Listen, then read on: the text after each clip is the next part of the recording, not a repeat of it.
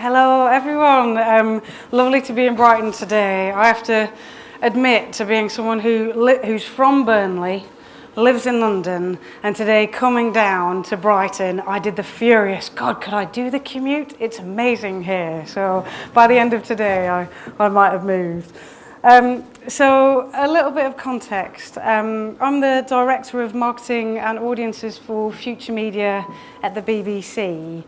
And my work focuses on making things. So programs, products, brands, all things that are inspired by people, the way they live their lives, their needs, attitudes, media use.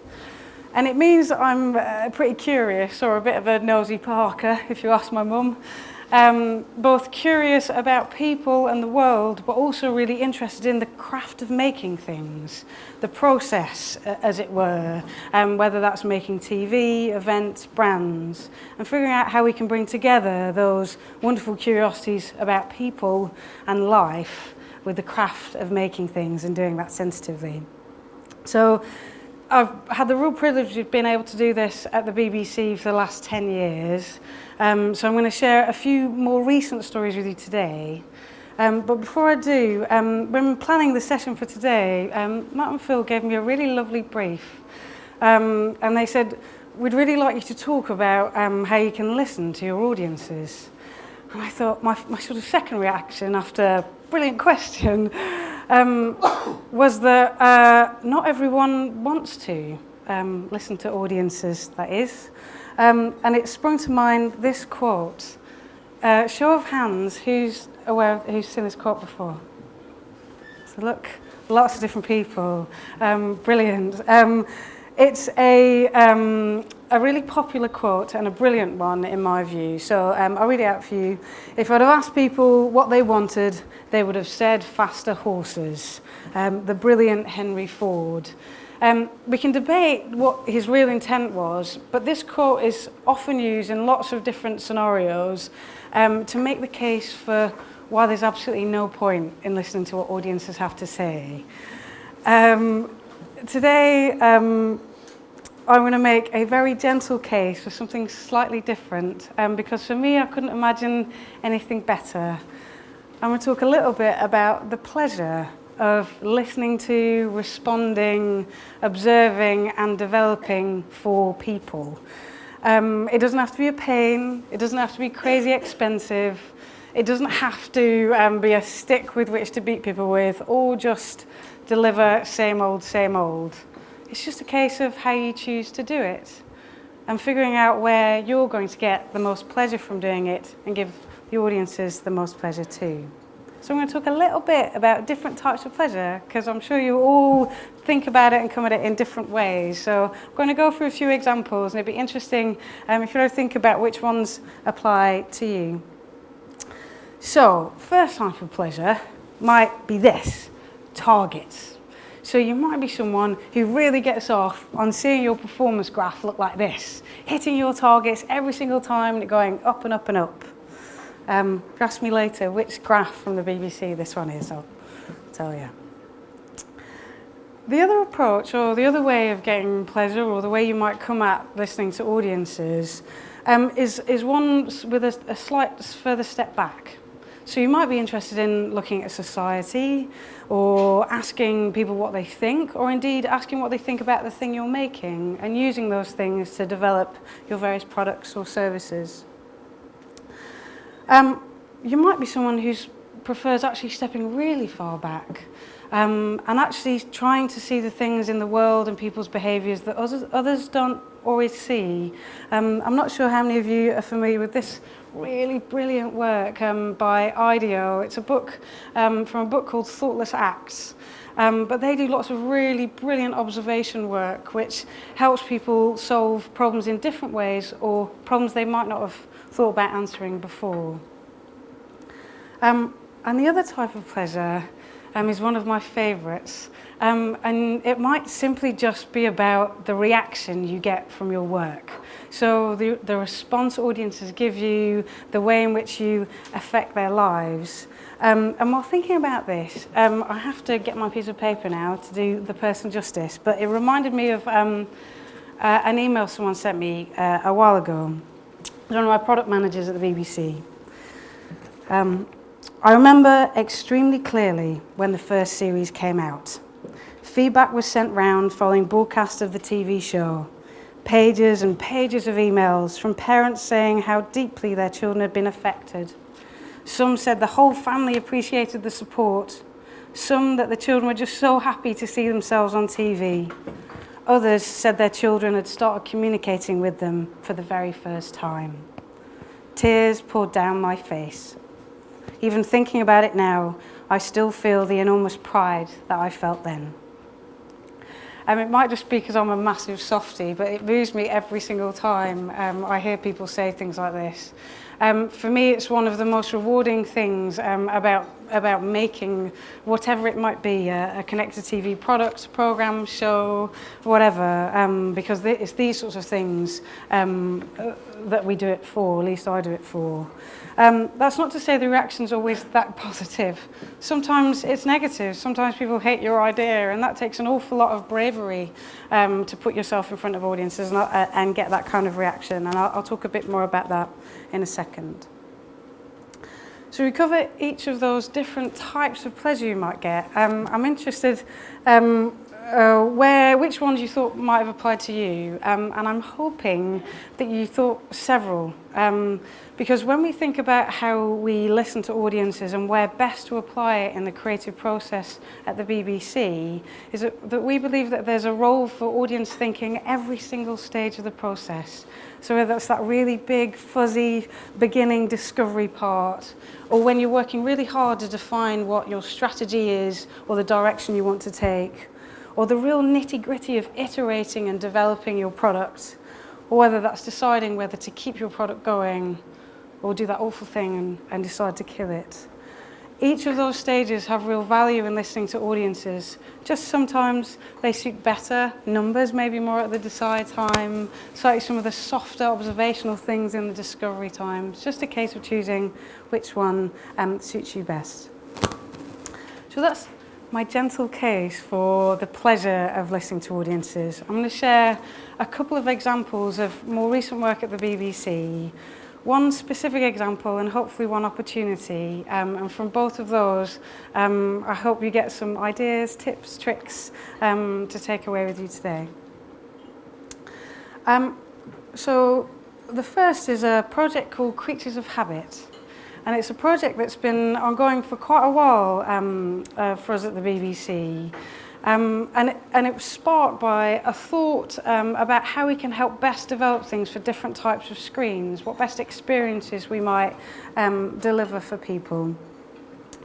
And as you're thinking about how you might want to apply insight to your creative process, it's often not, and doesn't have to be, a really linear process. So I'm going to share 3 different types of insight with you today. We didn't do them in sequence. They all happened at different times, and all of them have helped us figure out how best to build, communicate, and develop for our audiences.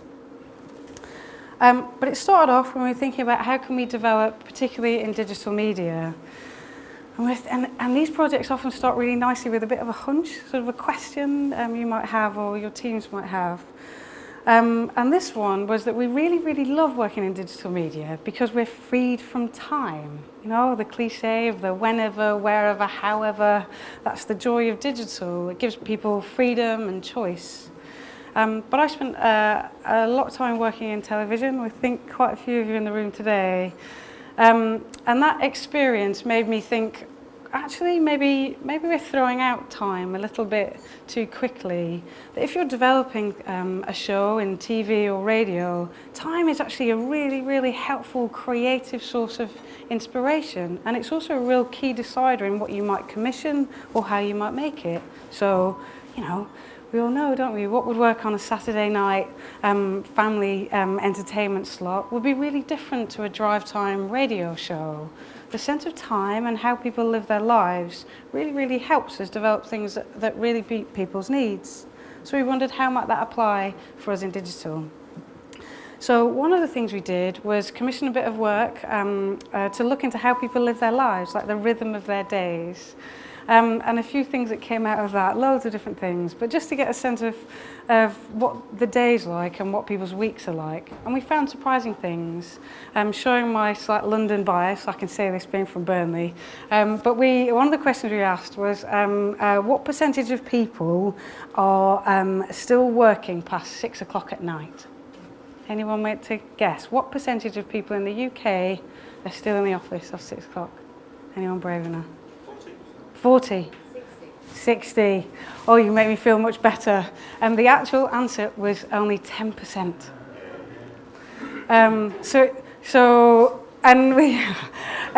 Which really helped us, because you know that when you're developing for people sometimes like yourself and sometimes really different. And that was just a really kind of helpful reminder. Other lovely quirks, so we looked at people's moods across the day, and people start the day really happy, hopeful and optimistic. You know what the graph looks like, don't you? It wanes as we go on with the day. Other nice things, so when it gets to evening time, that's when everyone's feeling a whole lot more loving. But as we delved into that, everyone's sort of minds leapt to a certain type of loving. But when you actually look at the time, it's actually around dinner time, family time, when everyone's starting to be together and share their stories of the day. So that sort of sense of mood was sort of one area that we were looking at. Then it would be really remiss of me in these current times not to also share some data analysis in the time of big data. So I'm going to share a little bit of that with you today from the BBC. So I'm going to show you two heat maps. I'm sure many of you will be familiar with this sort of analysis. From the top, it's midnight, right the way down to 11 o'clock at night, essentially 24 hours a day. And then Monday to Sunday. And the reason why we were looking at this, thinking back again, the relationship with telly. So in telly, there's one peak time when everyone's watching telly. And we wondered, is that the same for the internet? Or is that the same for BBC Online? And the answer, excuse me, for those eagle-eyed among you, was clearly no. On BBC Online, there are actually 5 peak times. So as peak times were, doing the bit when you're working, your lunch break, check. Coming home from work, winding down at night, excuse me, similar to peak time, a weekend sport, and then the Sunday searching. We call it Sunday searching because there's lots of different activities happen here, but they're searching for the please make me feel like I'm not going back to work on Monday things. So those rhythms, we thought, well, let's excuse me, look a bit deeper. Because of course across BBC Online, we offer lots of different types of products. And how does that vary? And these show all of the 10 key products on BBC Online. Weather and travel, radio and music, knowledge and learning, right the way through to CBBC, CBeebies and TV and iPlayer. And those eagle-eyed amongst you will see that there are different peaks throughout the day, and that in fact what we tried to do with some of this work is help each of our products try and lean towards what we think is the most natural peak time for them to help be with people throughout every point in the day. So you wake up with weather and travel. For me, it's can I wear my fancy dress or do I have to wear my coat? Listen to radio on the way into work. You have looking at bite size later on in the day, school time, etc., etc. So all of this thinking has helped us really try and hone how we might meet people's needs at every point in the day. And the last heat map. Thinking also, because today is about ConnectedTV, I thought it would be worthwhile sharing the differences by each of the screens. So PC, mobile, tablet, and ConnectedTV. And the expertise I know we have in this room, these will be really familiar to you. So PC, the key time for people using particularly BBC Online, but this is similar to the internet overall, tends to be around lunchtime. The mobile tends to be when people are travelling times, on the weekend when you're free from your desk. tablet, we call them the pleasure times, and often much more in-home. Lots of people still using their tablets via Wi-Fi because of the costs of data still. And then last but not least, connected TV. And connected TV, unsurprisingly, the peak time for connected TV is around TV peak time, but just runs a little bit later. So extending TV peak time a bit. So as we're bringing together all these different types of insight, I think lots of fascinating things in there, but for me, they're not complete. Because I think it's really important too that while we look at screens and technology, we look at data and patterns of use, it's really important to look at humanity and how people live their lives. So with Nina's very able help, I'm going to share with you a very short film, it's a couple of minutes, in which we asked various different people across the UK to tell us a little bit more about the relationship they have with each of the screens. Now, thinking back to that really lovely example from IDEO and observing people's behaviours, I'd really like you to listen quite keenly to what people are saying and then try and hear what's underlying their words, what their relationships are really like, and what that might mean for how you might develop in connected TV.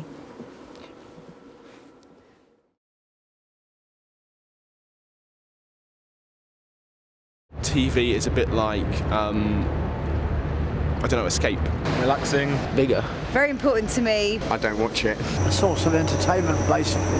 It's much more of a passive thing. It's the first thing I do in the morning. Come home from work and put the TV on and just relax and unwind that way. I suppose it's easy, isn't it? I like chilling in on Sundays, snuggling with the missus and now watching a few films. It's more background noise for me when I'm at home. It's on. I might not be paying attention to it, mainly because the laptop's kind of like taking my attention. You like to watch it with other people, discuss as your favourite. It's not so much the TV or the programmes that are on, you know, it's just the fact that sort of maybe all the family can be in one place. A home wouldn't be complete without a television, and therefore it's an essential of home life.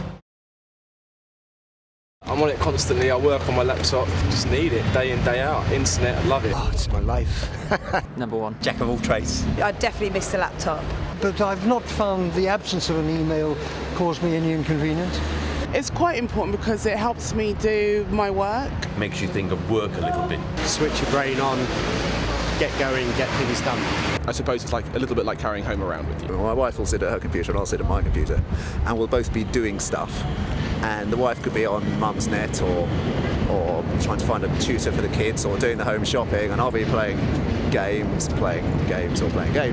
And you know, we'll be sitting side by side, we'll still be chatting and whatever else, and we'll have this kind of window to the rest of the world just when we need it. Quite cool. To me, it's just fun. Fast, convenient. It's a better device to watch video on. It's just an extra thing that I don't need. They are very good, it's just the expense that I have a problem with. I don't need it. I'd like one maybe. I don't know what it is. It's more of an entertainer. It's more of a lounge item rather than an office item. I just see them as a bit of a gimmick, really. They're just a toy. I was against it to begin with, and as soon as I saw what people were using it for, I thought maybe it was more frivolous applications for gaming. Now I don't go anywhere without it. I download movies, I download music, I read my newspaper on it, I read my books on it, I do my emails on it. It's my life. It's my everything, pretty much. Like literally everything. I actually feel really free when I don't have it. It makes me connected with everybody. 24/7. It's always with us. You don't think of it as something that you take occasionally, it's something you take everywhere. I have one in my car somewhere in case I need it. I think I text more than use it as a phone. It's not really important to me, it's more important to my wife, so she can get hold of me, really. Check up on your missus, where's your mates? It kind of like makes you track your life more or share your life more. It's in a sense an extension of yourself, so it's almost like an extra limb, almost. Not quite, because you can't change it and upgrade it if it was an extra limb. My mobile phone, to me, is like a heart. Can't function without it, like I said.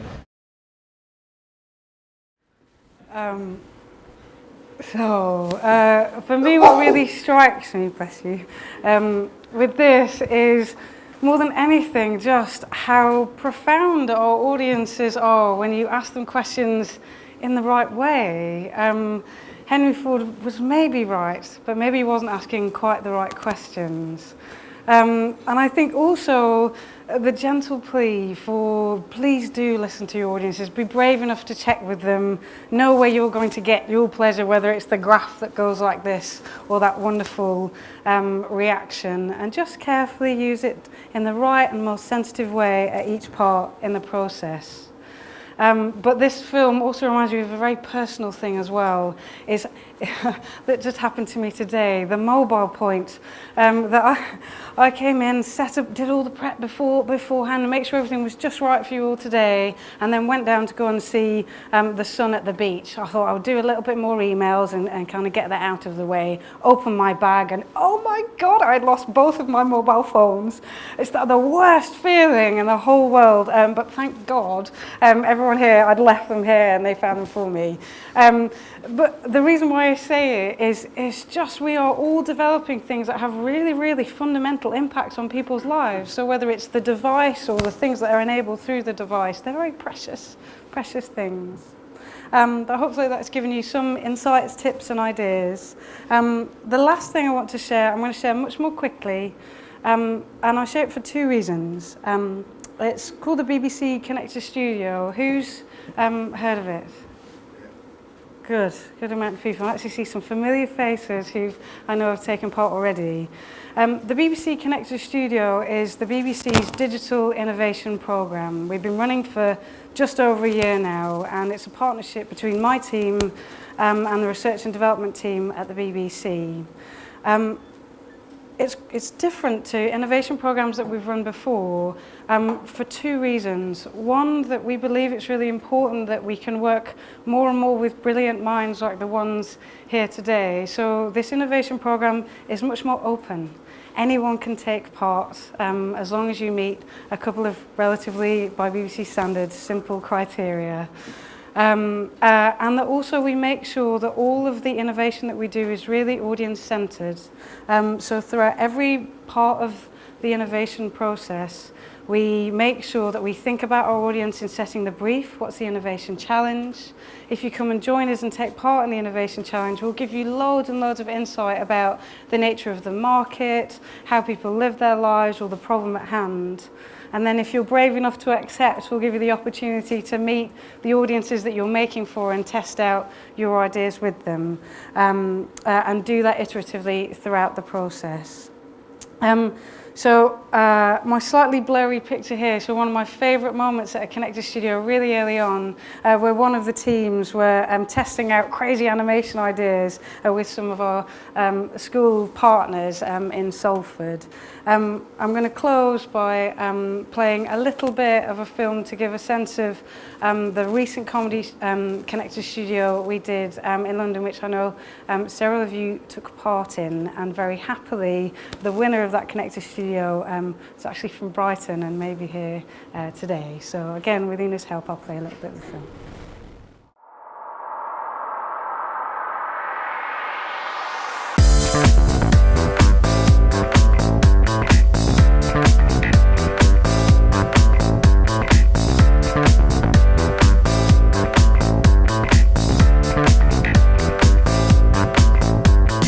We're running these events to bring together storytelling expertise from the BBC with the best digital innovators from the wider industry.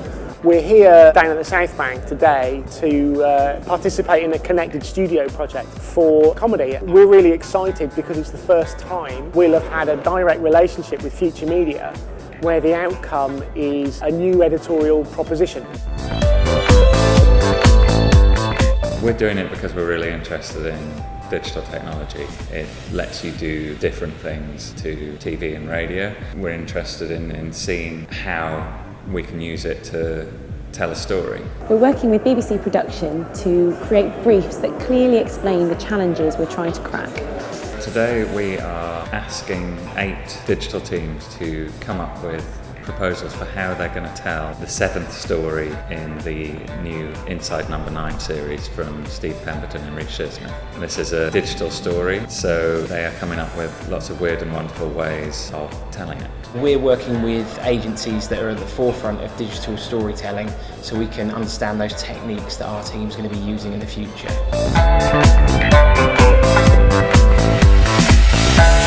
Then at the events, we bring everyone together to generate and rapidly prototype their ideas with mentoring and support from BBC staff. In terms of them working in proximity to each other, I think there's a brilliant camaraderie.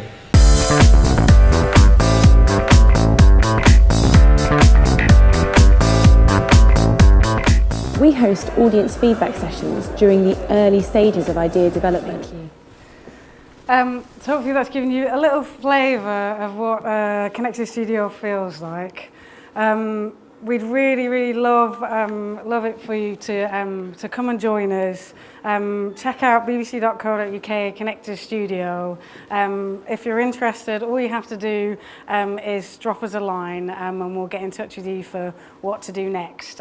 Briefs that are coming up by the end of the financial year are around BBC Search, around our kids brands, and also very excitingly radio and music. So please do get in touch and join us for a little bit of making inspired by audiences. Thank you.